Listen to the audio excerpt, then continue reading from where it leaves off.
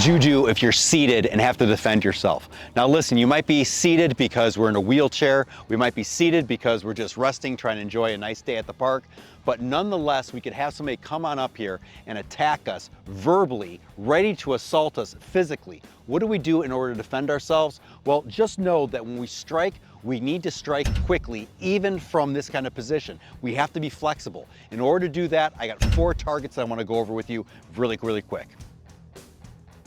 If I have Ed coming up, being threatening in some kind of position right here, I can't reach his face, obviously, from this kind of a distance, but you know what I am really close to? It's his foot. And instead of doing a regular foot stomp, I want to use the edge of my heel right here. And when I do that, I'm coming down on it just like this, but I'm coming down on it right over the bridge right here. I can still put my hands up in order to protect my face, but this is the shot that I'm looking for right here. Once I do that, then I can get out of the situation a little bit more safely.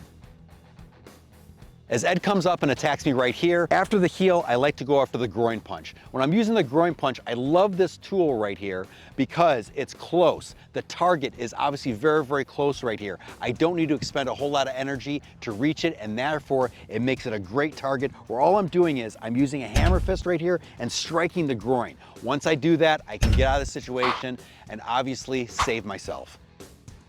Now, the third option that we have right here is Ed's coming on up. Maybe the heel's not an option, maybe the groin's not an option, or maybe I can use this third option in tandem with these other kinds of targets. The third option I have is a headbutt, and I like to use it when I'm standing on up. Now, as I stand up, I can stand on up like I want to address this person, but I can use it as a quick self-defense move. So when I get up right here, boom, this is the move that I'm looking for right here. So from a seated position, if you can get up and you can do it quickly, you might as well turn it in to a defensive move. So as Ed comes on up right here, I'm standing on up, I'm striking, and I'm getting out.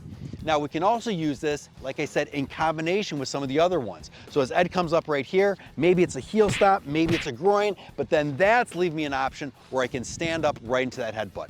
Let's take a look at this again.